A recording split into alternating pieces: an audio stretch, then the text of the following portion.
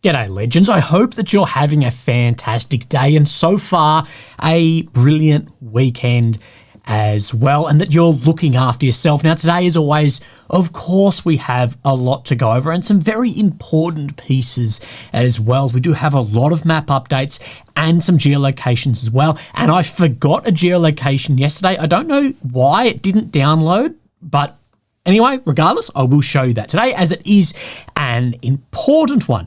But I will say last night I had just a little bit of like a moment. It sort of dawned on me that I see the oncologist mid next week and likely Monday week that I'm going to start chemotherapy and potentially radiotherapy as well. And for those of you who have followed me since well back in the day, you will know that chemo just about killed me.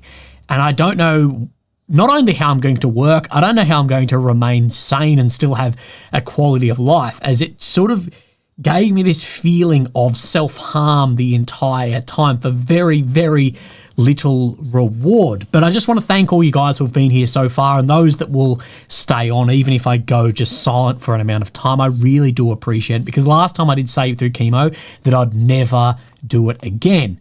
But here we are, and it's what we are doing. So just a thank you to all of you for all the support, being here, those that donate, everything. Thank you. So I spoke that there's a lot of maps. I want to talk about these US contractors.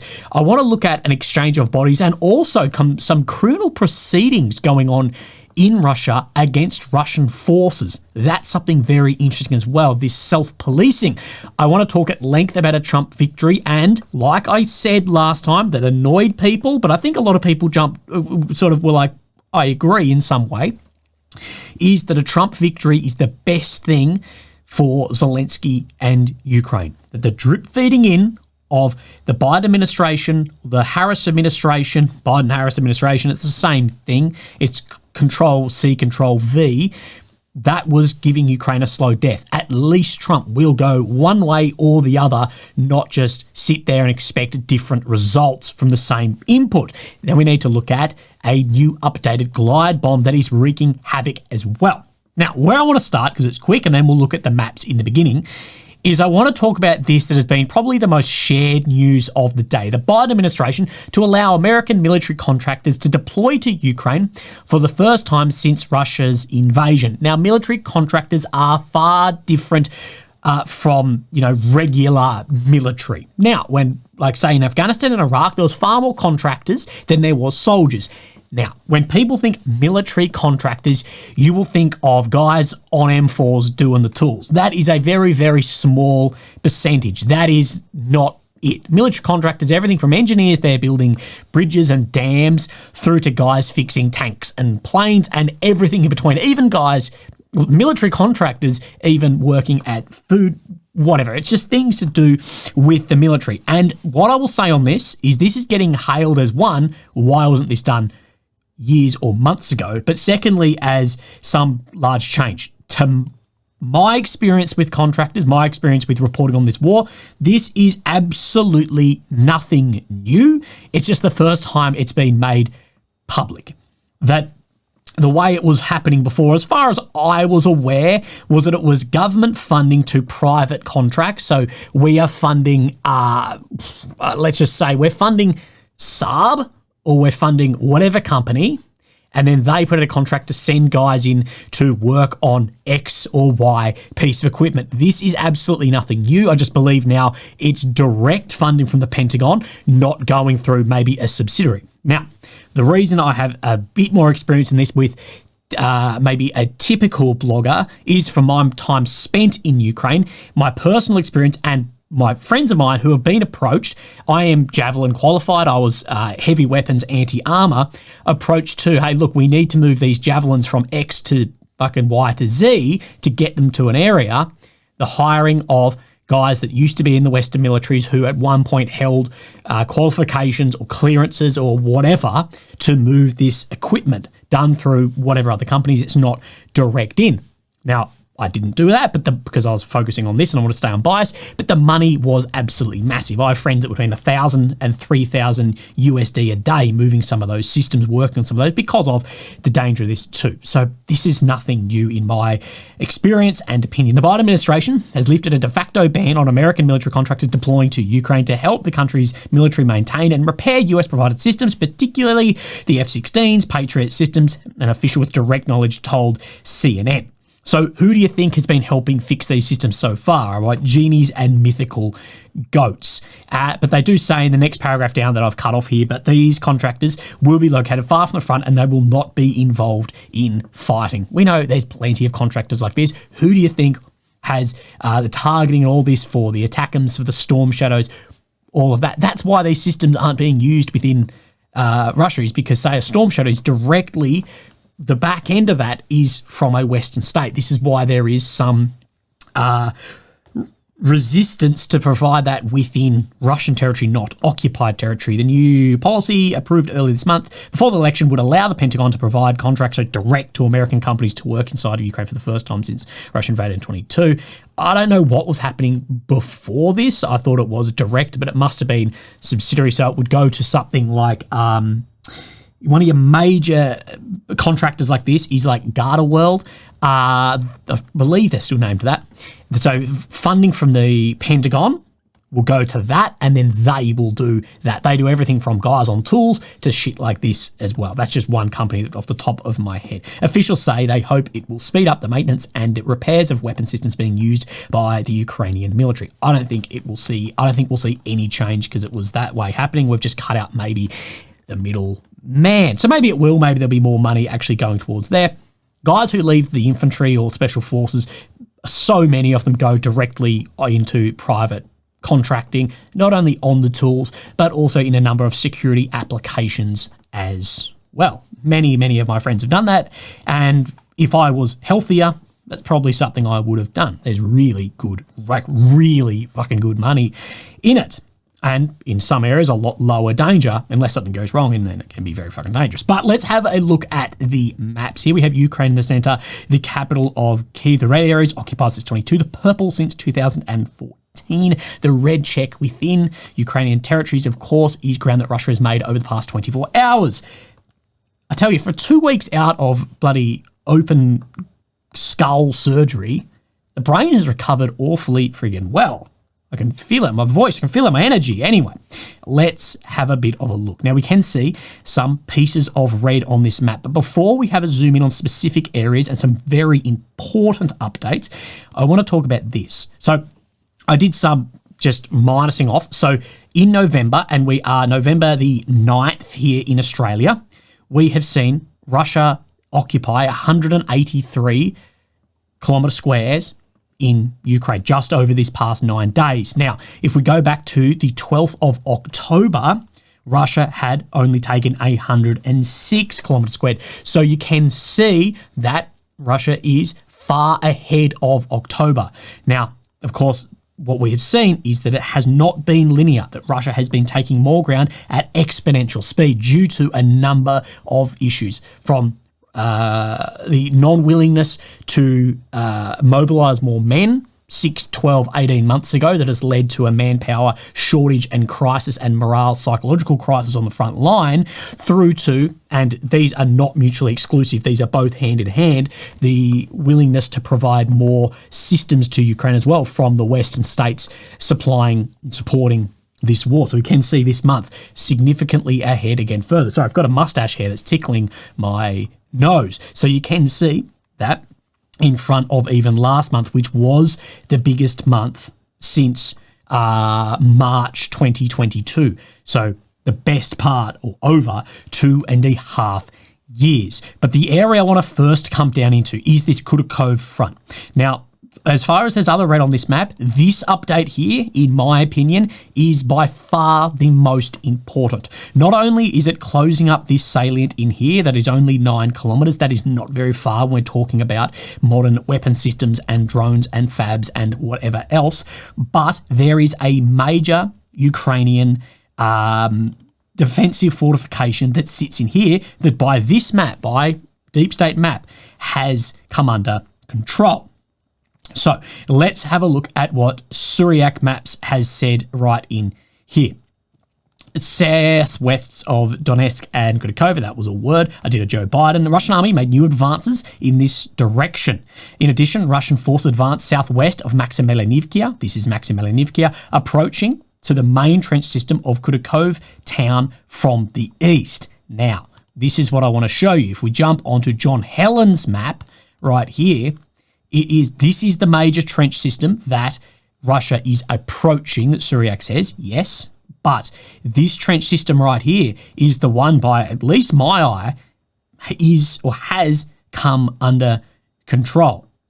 So this is a very important area in here that is moving. And what we can see, the reason why this has fallen so quickly is that Russia has attacked from north to south. This, of course, was made for east to west. And the thing is, if now they get this area in here, if now Russia can, fill in this part, which other maps are showing they have filled in, Suryak is showing they've filled in out to the east of here, this main trench system here, which is made for a south to north attack, if they flank it and go east to west, it greatly reduces the effectiveness and efficiency of the defensive works there. This is the problem with setting up defensive lines, is you have to go, what is the most likely way the enemy will come? And you're doing this when they're tens or hundreds of kilometers back, but if they don't come on that direction, the effectiveness of that trench is significantly reduced. So that is very important that Russia, it looks like from Suryak, so he's showing that they've filled out here, out to the west, so all of this is being filled out, out to the east. If they now push directly west into that major fortification, they may have more success. That said, it is still a major fortification. It's not as efficient or effective, but it's still a very major fortification.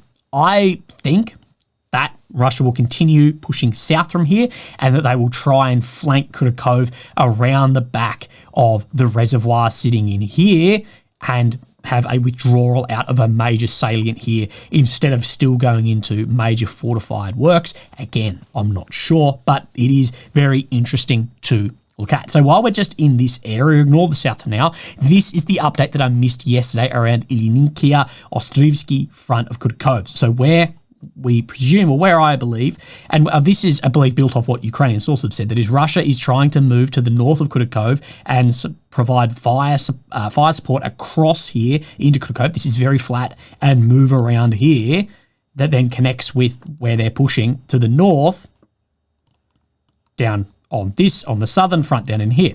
But this is the geolocation. So this is a Ukrainian tank. Oh, sorry, wrong one. This is the geolocation here. So right on the grey zone here, so just about here somewhere, close enough to where my cursor is, there is a Ukrainian tank operating, firing on positions with its coaxial machine gun, which is the gun that sits off the side of the main cannon, and as well off its main gun right here. But that does show, firing into buildings in here, that this area right on the outskirts of the grey zone here is contested, and there are Russian forces right up to here. That doesn't mean it's controlled. The Ukrainian tank there means it is grey zone, but it means that grey zone is going to be far further west also. So there's active fighting going on right in that location. Again, that is the one that I forgot to show you yesterday. So let's have a look around a couple more areas in here, but before I show you what I believe is the second most important update in here. So we can see that Russia is improving positions to the west and northwest of Veshnevy, and of course to the north of Selidov, increasing that buffer zone around that important city that has fallen too. I like how things are cities and then become towns in the media. That is a city just by population. So let's have a look at a couple of things in here. Now, this is the Suryak update. Again, not the easiest thing to see, but you can see Yurivkia, which is right here, as well as Veshnevy, Selidov. So you can see that he's showing that there is further push out to the northwest, but he's showing that that is more, but still very similar. But down just south of here more, we do have where it does show major separation. So from Novodrivkia and Horivkia towards Zoria. So this is Zoria right here. That Suryak is showing that Russia has had major advancements out in this direction all the way down. If you see where this reservoir is sitting right in here, you can see where the train line turns out. that Russian forces are well down into here. And you can see by where the grey zone is shifting as well, that it does show that there is definitely some amount of a contested area in these front lines. So, sorry, the itch is killing me. So that it does show Russia is filling all the way down through here, at least by Syriac map. Now, here is the third most important geolocation I have for you today. So the first is this. The second I'll show you something else. But the third is something I reported on the other day. What I reported on is we've seen a lot of like dumb shells getting fired into Pokrovsk and Minograd, but I showed you footage the other day of an all-land drone, claimed all-land drone, using a laser-guided Krasnopol shell. Now, a Krasnopol shell is an artillery shell that is laser-guided. It's like it's a laser-guided version of, if you're familiar with the Excalibur shell. So the Excalibur shell is an artillery shell. Of course, it's much more expensive because it's GPS guided. It can move itself in the air a little bit. But those became incredibly ineffective. I believe it was 6 weeks. They became like 90% ineffective. Very close to those numbers anyway. But that's because you're shooting to a satellite and back. Laser-guided munitions have a much shorter connection. It's drone to shell. And as it gets closer, so it's harder to jam. We saw those in Minograd. And what I said is this shows a couple of things. One, those shells being used and used successfully against targets. But secondly, it also shows that the all-land drones are flying in the air, which should be eaten up by man-pads or air defense. So air defense is further degraded in that area. And today is no different at this geolocation just here. So this is actually on Syriac's older map, but it's no real different. So just about here is where a Ukrainian vehicle has been hit with what I'm presuming is a Krasnopol shell given direction from an all-land drone. And this is showing that this combination is being used more in this area and is having success against targets, so that AD is lower and this system being used more, just like when we saw that really involved more in Kursk as well. So you can see the defensive positions, fortifications in here, and then we cannot tell what type of vehicle it has been hit, but it's not a heavily armoured vehicle. You can tell that it's some level of protected mobility vehicle, I would call it. So MRAP, it's definitely not Bushmaster, I recognise that, but it has been hit by that guided munition there. Now, regardless if it's Krasnopol shell or not, it is a laser-guided munition off that drone, which I'm presuming is a all-land. So it shows a couple of things. Now, yesterday we got an update to the north of this Pokrovsk front, just this sliver in here, and Syriac map is now showing this same sliver getting updated, so we can confirm that there was that advancement here. Now, this is the second most important, is we come down into the south. Now we have, of course, Antonivka, the second Ilinivka, Katarinivka. Now what I'm going to say is, I don't know why, but this map is doing one of these ones. 100% that has occurred. Even if there's presence, there's no way out of that area at the moment. And we have seen Russian forces well into Antonivka, as well as right about here where my cursor is, we saw a Russian armoured column moving that I showed you yesterday also. But this is incredibly important footage. These are Russian Su-25 planes, very similar to an A-10 Warthog, same sort of role. Now, what I can't figure out is this direct close air support, or are they lobbing those bombs? The trajectory to me and the proximity seems like they're not going up and lobbing them. It seems like it's close air support, which goes further into what I said around Minograd area in the north of here, that it does show that air defense is limited. These are still susceptible to things like man-pads. So showing that there is now close air support, I believe, of Su-25 operating in this front, which is a major development around Antonivka as well. You can see that this is located to Antonivka. What is being dropped in here around, so it shows some drone stuff too, won't worry about that, but that Russia is using TOS-1 Alpha throughout Antonivka, through Ilinivka and these areas. And remember the chain of events that I say Russia used before they take an area. They hit it with FABs, they hit it with TOS, and then the drones, and then they enter. And when we're seeing TOS thermobarics being used anywhere, it means there's going to be a further assault. Now, We saw those armoured vehicles in here. We're not exactly sure on the exact time of that video, as well as the success of that movement. So again, but the close air support is the bit I'm getting that if they're not lobbing them, and to me on that trajectory, I've watched it like 50 times, it does look like it's, I don't know, but we're seeing that, as well as we don't know where that Car 52 went down yesterday. Now, some are claiming that it went down in Kursk, but the footage I've seen of that appears to be older footage just from the time of year, so I don't believe it's that, although we had confirmation of fighter bomber. Maybe it's operating around here, again, Car 52s in a close air support role. So that is that update in there. Now, of course, we can see other areas in the south from Maksimivka and this other town in here around Tredove, that there is Russian advancement as well. There is some more geolocated footage right up to this tree line of where there was a Russian armoured assault too, so that has been updated today. It's within the red, so I'm not, it's relevant, I guess, but I'm not showing you it. So we can see major updates in here, as well as ground to the north of Konstantinivka, but I don't believe that is new ground. But you can see the idea that Vuhledar was not strategically important was complete bullshit, because now the Russians are at least 10 kilometers away from there. That the fall of that led to a chain reaction of increased square kilometers, and now 10 kilometers behind that. If you don't think 10 kilometers is a lot, go out in a straight road and walk 10 kilometers, a hell of a long bloody way.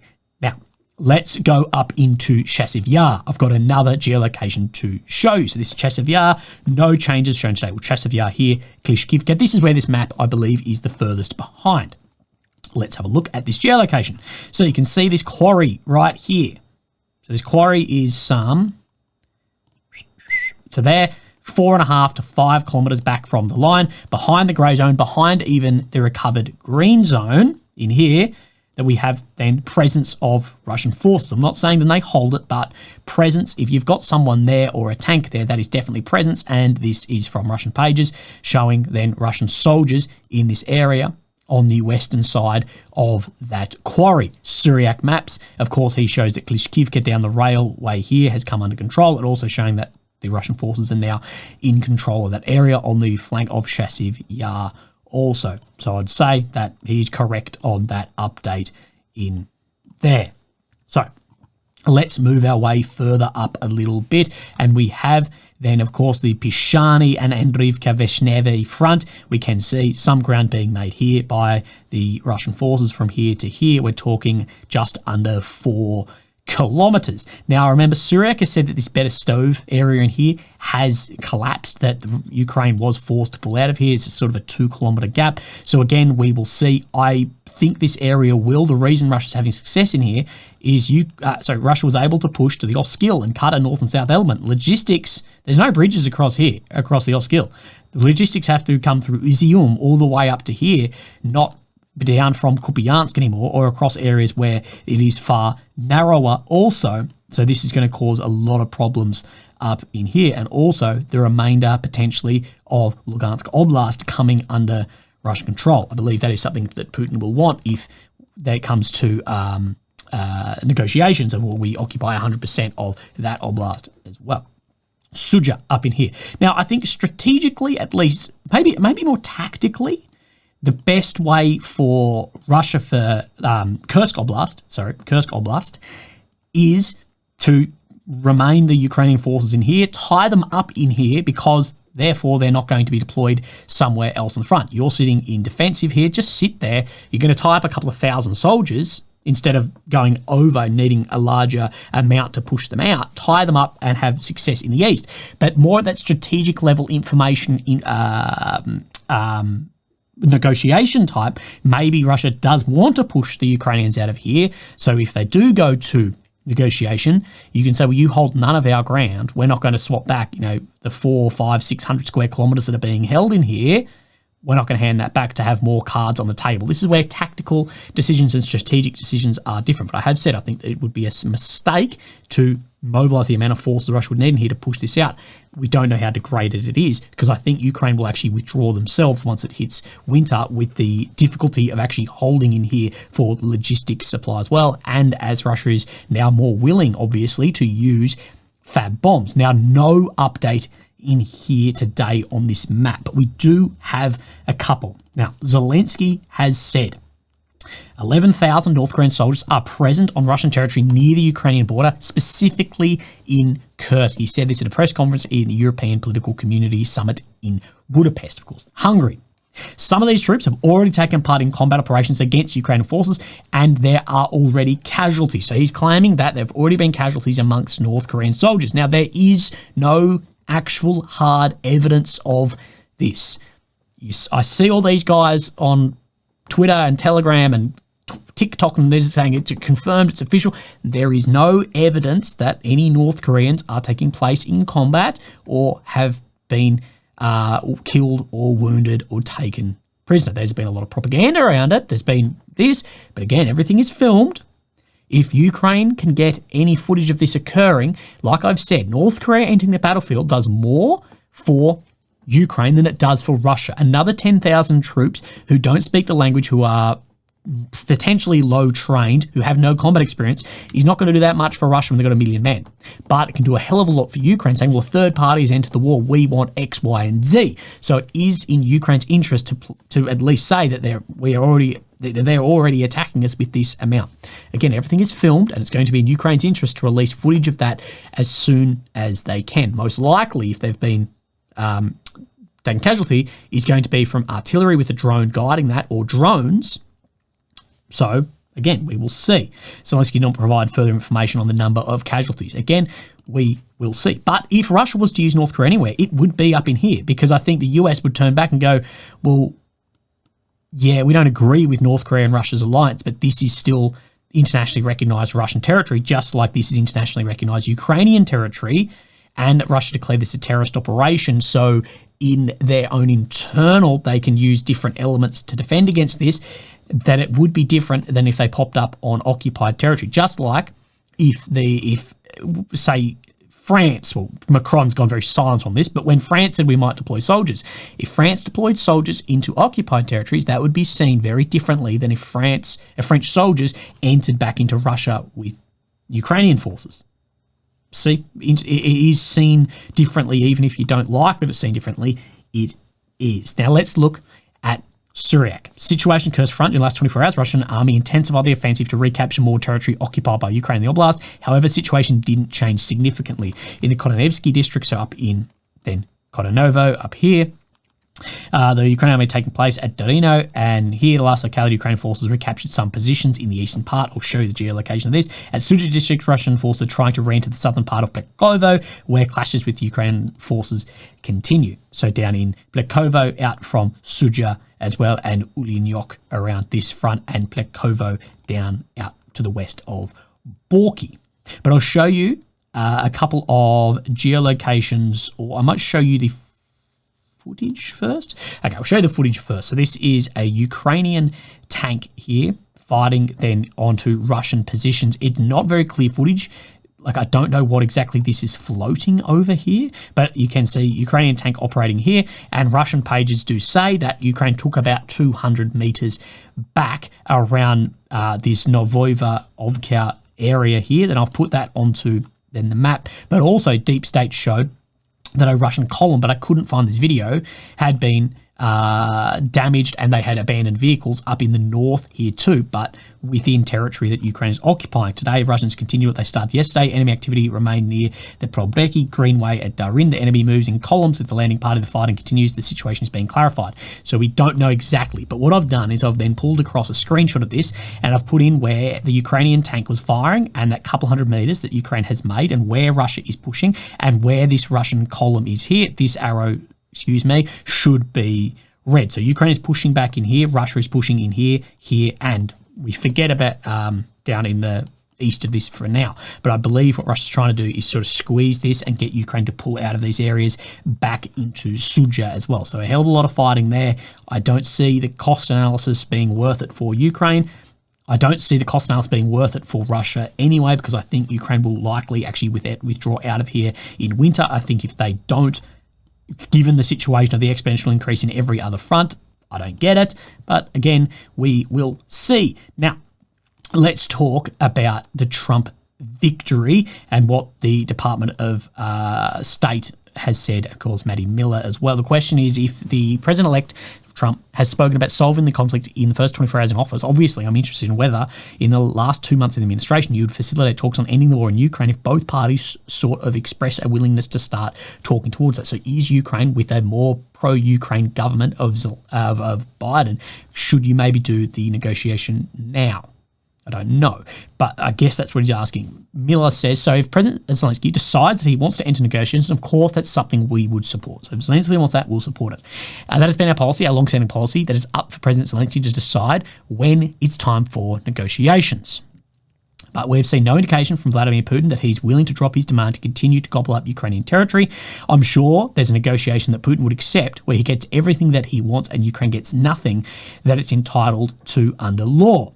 But it's not the negotiation that President Zelensky has been interested in, or nor should it be. So, of course, we've seen what Putin has put forward of negotiation starts here, and what Lavrov, the Minister of Foreign Affairs, said is realistic on the ground at this time. Of course, the main sticking point of this is not joining NATO and that Russia walks away with those territories. But at this point in time, for Ukraine to not accept that and they have to continue fighting, okay, Ukraine needs to start having success on the battlefield. And they say under what law? He goes, well, under the UN Charter, Ukraine should be able to maintain its own borders and maintain its territorial integrity and sovereignty. But what I say here, that it says it's up to President Zelensky. I believe it should be up to the Ukrainian public. And I think there's a couple of ways this can be done. You have a general election. You have a presidential election. And people decide, are we happy? Ukrainians decide, are we happy with Zelensky, or do we want to go maybe another way? See what gets brought forward there. We know that there's a lot of government creeping in autocracy that has happened with shutting down of opposition and media and whatever. But reopen that up, reintroduce or introduce democracy into that system. Or you have what I believe should occur in war is a limited plebiscite. And you have the limited plebiscite of the decision of this being made, of the continuation or this or that. And it's limited to those who have volunteered and serving, man, woman, old, young, whatever, who have volunteered to fight, or those who can be drafted. So 18 to 60. Those that sit outside of that, including those who have fled in that limited plebiscite, they don't get to make a decision. Because why then should someone who is not willing to volunteer, who can't be drafted, have a decision on other guys who will be going to fight? Now, I know that is, people see that as far-right extremism. I don't give a shit. It's not. But I believe in times of war like this, with some of these decisions, I'm not saying present, but I'm saying in other decisions, it should be those who can be drafted or those who are willing to volunteer. Now, the other thing in this, under the UN Charter, to maintain its own borders and integrity and sovereignty, is, well, Ukraine has to fight that back. But what if it can't win it back? Well, this is these autonomous regions, and this is where it can end up back under Ukraine or potentially under Russia. We will see.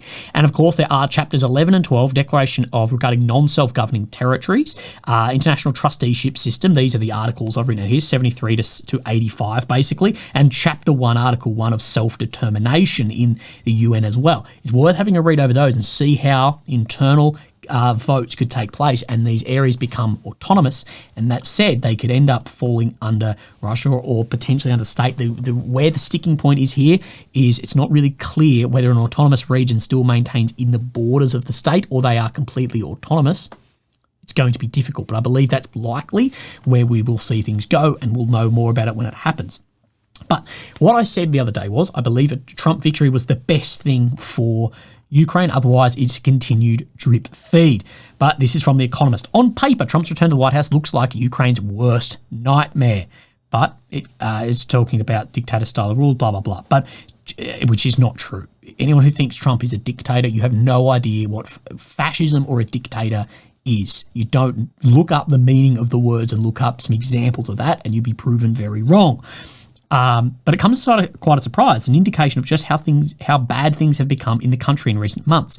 To learn how many senior officials were hoping for a Donald Trump victory. This is exactly what I said, is I believe there'll be a lot of people who breathe a sigh of relief that Trump won, regardless of what NAFO guys sitting out in the safety of the West somewhere are posting on Twitter, claiming they are fighting for Ukraine, but they're posting on Twitter. It's not the same. Faced with the choice of continued bare life support or a wildcard president who would rip up the rules and almost certainly cut aid, they were prepared to gamble. gamble. This is the thing. Kamala's presidency would have looked exactly like the years prior, have and die a slow death of life support. Or you get Trump, who's going to go extreme one way or extreme the other, the gamble that needed to be taken.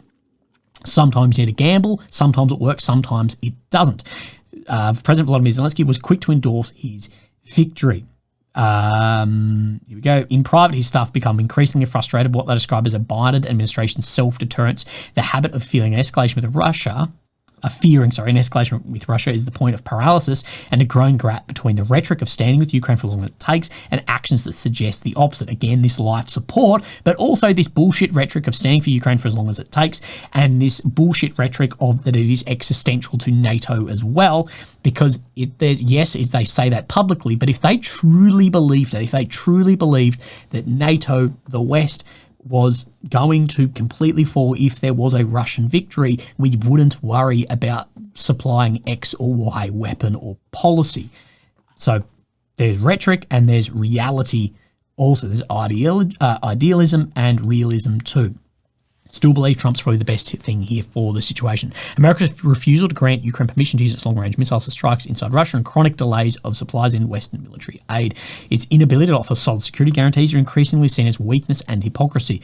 Mr. Trump's victory, however, could offer Mr. Zelensky a way out of what looks like a bloody deadlock and at best a defeat at worst. I don't believe it's a deadlock at the moment, seeing the increase in territory that I've just shown you on the maps month to month from that deadlock that we did see for about 18 months. Mr. Trump promised to end the war within 24 hours coming into office, but they say that Mr. Trump himself probably doesn't know what the peace plan actually consists of. Of course, J.D. Vance, who will become the vice president, would see frozen conflict on the current lines and Ukraine forced into neutrality. I don't see why Russia would freeze the conflict on current lines with the increasing ground that they are taking. With no obvious security guarantees or restraints on Mr. Putin, a second plan, which Ukraine greatly prefers, was laid out by Mr. Trump's former Secretary of State, Mike Pompeo, who I've seen a lot of people saying, don't put Pompeo back in. The Wall Street Journal focused on enhancing military and financial support as a deterrent to Moscow, while keeping the open prospect of membership of NATO could depend on which plan Mr. Trump is encouraged to favour. The second option, though, that includes hundreds of billions or billions of dollars, means for Ukraine years and years of more fighting that Ukraine would need to mobilise a minimum, I believe, of 500,000 soldiers. But again, this is still a gamble on the remaining 80% of territory and demographics as well. That while the guns are going. It's not over until the fat lady sings or until Zelensky puts on a tie. The war is not ended. And if you take the gamble of further military financial assistance and mobilisation, and these have to occur both, that there's still a chance that there will be a Russian victory and potentially way worse. So that's the gamble that Ukraine diplomats are looking at the moment, and I'm so glad I'm not making a decision like this. A total sellout of Ukraine by Mr. Trump is unlikely, at least because of the opinion within the Republican base and how people see it. But as a transactional politician, Mr. Trump is likely to demand something in return from Ukraine. Access to natural resources. So I question the whole idea of sovereignty as well here too. But after a year facing the Russian offensive conducted at an astonishing cost to Russia, upwards of 57,000 Russian dead this year alone. Again, this is a figure which can be questioned. There's no hard evidence of. Ukraine has suffered its worst month of territorial losses since 2022, some 620 square kilometres. This is only 1% of the country's pre-war, but it is that increase that I'm worried about, and this month might be more again. It's looking like it will be. Russia is moving on multiple points, traditional protracted warfare, doctrine, and accelerating its advance. It appears to be a matter of time before Ukraine is forced to withdraw from strategic high ground around Kursk, what we showed you on the map, and Donetsk Oblast, leading to a possibility of a psychologically damaging entry into the neighbouring Dnipro province at the end of the year. Not only psychologically, strategically. If you get in and around Kursk, you're in and around behind those fortifications, and we could see a lot of ground being then lost too. So it is both strategically and psychologically. Talk a little bit more about this here too.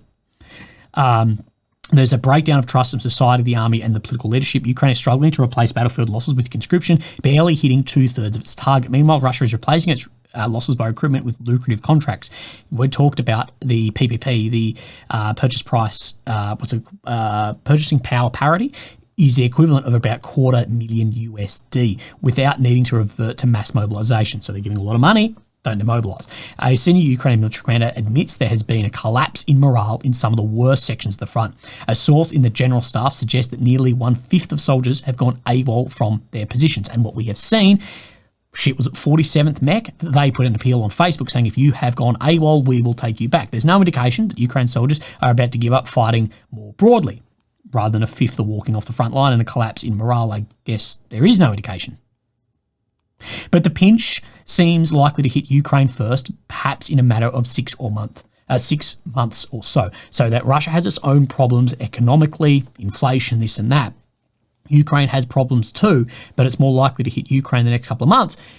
A question that everyone in 2022 that said Russia will collapse in 23, they'll collapse in 24, and again, they're sort of saying that we've been hearing that this is coming for years. Maybe it is very soon, but we heard that a long time ago. I'm not saying that it couldn't happen, but we've heard it for a long time, and it seems further away now. A Russian collapse seems further now than it did before. Maybe I'll eat those words, maybe, and I'm happy to, but it does seem further away. The unknown elements, Trump doubtless will have his deal ready before then, presumably as he comes into office. The unknown element remains Mr. Putin and what he would settle for. What would Putin take? At this point in time, with Russia advancing on the battlefield, Ukraine's meeting 2/3 of mobilization, so things are going to get relatively easier, it would seem, as it's going on, and a fifth of guys walking off the front line. Why would Putin settle for anything frozen here? Go, well, I'm going to take it in an amount of time, unless things internally are worse than it seems. Mr. Putin, moreover, thinks his forces are winning. I would agree that Russia is objectively winning on the battlefield right now. With the Ukrainians in the back foot, he may have a point. It's logical he will push further, the Ukrainian security source says, but military success is a deceptive thing. You can never be sure what will happen tomorrow. Exactly, things can just change very quickly. But all signs are pointing that way. Putin will have his own way of negotiating. With temperatures now hovering around 0 across Ukraine, Russia is renewing its campaign to destroy much of the country's energy infrastructure. These attacks are bound to intensify. They will try to do something. Destroy the grid, attempt to assassinate the leadership. The next 3 months will be terrible. Again, taking out that energy is going to have a huge effect on negotiations and getting that back onto, and the humanitarian crisis. It puts a lot of pressure that not mutually exclusive. It's involved in this, a lot of pressure on Europe for the amount of then refugees that may leave and flee Ukraine to come to Europe, and also puts huge pressure on Ukraine's industry because, of course, the fucking power's not on, and morale psychologically, I don't need to tell you what it's like when it's cold. Now, destroy the grid, assassinate the leadership. This is something that I originally saw as a Russian failure, and many other Sander Rahman military analysis, he says it. Other military analysts do say it was a Russian failure. This is something that China or America should learn from if they step into a protracted war, is to take out the senior leadership, and that Russia's inability to do this was a failure. And originally I actually would have agreed, but I think at this point in time, if Russia was to target Zelensky, it would be a huge mistake, because the popularity of Zelensky in the Western world is massive. The popularity of Zelensky within Western states is far, far greater than it is internally in Ukraine. Far greater than that. I don't care what NAFO posts about it. A lot of people in Ukraine didn't like him coming in, and it is diminishing quickly. But two, you don't know who will come in. This is why I believe if Ukraine tries to take out Putin, that would be a mistake. Also, you'd almost be martyred in a way, and the continuation and of either the Ukrainian or the Russian soldiers, if that were to happen, and the population could increase, and you don't want that. So I believe it would actually be a mistake for Russia to target him, as I believe it would be a mistake for Ukraine to target Putin. And we have seen that Russia has had drone footage of Ukraine's presidential convoy, of Zelensky's convoy, down around Odessa, so down around here, footage of that. And as soon as he left that Navy Special Forces base, Russia dropped, I believe they were Iskander missiles on it, and people said, well, that if they wanted to then, but they probably waited for him to leave because of the reasons that I just gave. Now, there has been an exchange of bodies too, which is great because families get some sort of, an end to it. It's a horrible thing that someone's been killed in war, but it's even more horrible if you don't have the body back. Ukrainian coordination, this is off Ukrainian media, coordination headquarters for the treatment of prisoners of war reported that the bodies of 563 servicemen have been returned to Ukraine, of whom 320 were killed in Donetsk, 89 in Bakhmut, and another 154 have been in morgues on Russian territory. At the same time, the bodies of 37 Russian servicemen have been returned to Russia. I do question why it is 563 to 37 replaced. And this can have a lot to do with that Russia is advancing too, so those bodies end up behind the line as well. But it's definitely not a one-to-one like POWs are. And I'd actually say more often than not, the POWs is not one-to-one either, that Russia get back less than Ukraine, but this can have a lot to do with POWs because a private soldier is not going to be swapped for a pilot one-to-one. But we have seen Zelensky talk about the in some other plans around a complete POW exchange too. But some Russian pages say a little bit, or very similar to this. They're reporting the same thing, but there is a difference in here. That 563 bodies were handed over to the enemy. Among them were 62 Ukrainian prisoners of war who died as a result of the Ukrainian air defense shooting down the plane. Remember that Il-76 transporter, I believe, that went down, that was claimed, shot down by Ukrainian air defense, blah, blah, blah. And then Russia said this was full of your POWs, moving it to an exchange. Now, I'm not sure if that was propaganda. There's never been any really clear evidence that they were aboard that plane either. But again, that's what Russia is reporting, that some of those were due to that incident too. So again, just sharing both sides of this. And this is something I found very, very interesting, and something I've highly criticized, is that Russia and Ukraine do basically zero internal policing of war crimes. And like I say here, there are hours and hours and hours of footage showing this. Everything from using of K-51 gas grenades on both sides to drones executing guys to actual executions, and no self-policing. But Russia has jailed soldiers who killed an entire family. Horrible, horrible thing. A Russian court has sentenced 2 Russian soldiers to life in prison for killing a family of 9, as they fucking should. They should be buried under the fucking prison. In a rare example of the country holding its troops to account to alleged war crime. So, moment of silence for the entire Kapkenets family who were killed in their home in Donetsk region last year. Among the victims were 2 children aged 5 and 9. Now, some details are unclear whether they pleaded guilty or not, as the trial was held behind closed doors due to military secrecy. But I hope that we do see an internal shift in Russia and Ukraine for holding their own soldiers accountable. I hope the West does the same. I hope the West as a whole starts holding our own countries accountable for things that occur in allies as well, whether that is Ukraine, whether it is Israel, and China should do the same to hold Russia accountable too. Again, in large-scale war, we're just never going to see that. I know that is idealist from me, but as a former soldier, that suffering should be reduced, civilians should never be targeted, and the amount of now filmed, celebrated videos all online of just blatant, clear, obvious war crimes. I don't give a shit what people with a flag in their bio say. Getting celebrated is disgusting, and I hope that we can put the brakes on it, although as war gets longer and a protracted war extends, things get more and more savage. As the cost gets higher internally, the brutality on the front increases. So there is a new glide bomb. Now, the image that they have used here, this is not the new glide bomb, but these fabs, of course, this is a fab here, dropped by the Su-30s, Su-34, primarily Su-34s, and can carry them and stay beyond the range of some Ukrainian air defences, so the new one's coming in. Of course, the new one has a powered glide bomb that has 3-fold range advantage over the traditional standard fab, which already is wreaking absolute havoc, and we have seen 2 Su-34s go down, both potentially from mechanical or pilot error or failure in the past couple of months. So Ukraine needs to be taking down like 2 of these a day for like 6 months. Really? Like, that's the amount. And I, the other day in a video, broke down how many United Aircraft Company, UAC, who makes Su-34s are pumping out versus how many are going down due to Ukrainian defense maintenance errors and mechanical errors and pilot errors. And it seems to be about double are being produced to a potential, oh my God, it's so itchy, potentially 3 times. 1,300-pound a rocket boost Grom E1 flies as far as 75 miles, so 120 kilometers in perfect conditions at altitude and speed, and of course weather. The Sukhoi developing the Grom E1 at the munition's maximum range should stay beyond the reach of all but Ukraine's best and rarest air defense systems, its precious American-made Patriots, for instance. But again, you can't just say the kilometre square is this because kilometre distance is this because the Patriot's not going to be directly on the border. It needs to be back from the front line of border because of how fucking important and expensive they are.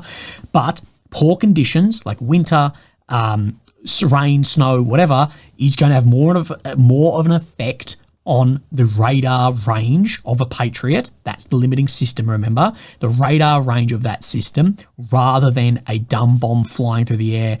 Yes, it's got a rocket booster, but it's still a gravity weapon per se. It just gives a little bit more oomph. It's like a wingsuit is not a plane per se. That's going to have more effect than a glide. So that's going to be further limited. And the idea to put those already in the front, they already can't stop the Su-34s, and it's just got more deadly. It's possible. The accelerating pace of the Grom E-1 raids is a response to the Ukrainian Air Force's recent deployment of ex-European Lockheed Martin F-16s. The Western jets are armed with the AMRAAM, which can go as far as 40 miles or 65 kilometres, again, in perfect conditions. Now, I don't really think it's in response to this. I think it's just natural development of that system to get it out, because we haven't seen like a markable increase, we haven't seen any increase in Su-34s going down. We've actually seen a large decrease in Su-34s going down from Ukrainian fire, including the F-16s. We've seen no increase yet of F-16 involvement at all. The amount of F-16 involvement we've seen is about the same as North Korean involvement so far. The F-16s pose a serious threat to Russian jets, but only if they can reach the jets with their best missiles. A careful Russian Sukhoi pilot could release a Grom E-1 and turn away before the Ukrainian F-16 pilot could close in on an AMRAAM shot. Remember, that's 65 kilometres, but of course straight line, you're talking then 120 Ks if you've got the Grom E-1. So it does put it less and less chance of that getting intercepted. But again, what you need to remember is these Russian bombers can fly with air-to-air missiles as well, and we have seen some evidence that Russian Su-34s are going to fly with aircraft such as Su-57 or Su-35 with air-to-air on them too. So if something starts lasing them, they'll hit that. So the bomber can either turn back or hit it too. So you can't just discount the air-to-air the other way also. The Ukrainians can shoot back with their own powered glide bombs, the French-made Hammers, which are dropped from Su-24 bombers during these sorties, with a range of around 40 miles. So it's still far less. And you can see that some of these are around only 50 a month, and they are in range of the S-3 and 400 systems. Also, and the Sukhoi fighters can be armed with the Vimpel, of course, R-77 air-to-air missile. So still deadly the other way. You can't discount that. We've already seen the Fabs are a problem. I don't believe this is going to replace the Fabs because you don't need it, but you still need to not get complacent and develop that. But the reason a lot of these just have longer range, not only the jet power, but this is the new glide bomb. This is the Grom. This is the Fab. So you can see it's the same principle. It's got the rocket booster, but it's more, rather than like a homemade fucking strap on some wings and whatever, strap on, it's a smoother surface. Stick your hand out the window and do this and do that. It makes a big difference. So it's just things like that, development of this. And of course, these companies, Sukhoi, are going to want to sell this back during the success to the Kremlin too and get rich off it, like all military systems. Anyway, Legends, hell of a lot today. Look after yourself. Have a great day. And I will speak to you tomorrow. Thank you. Bye-bye.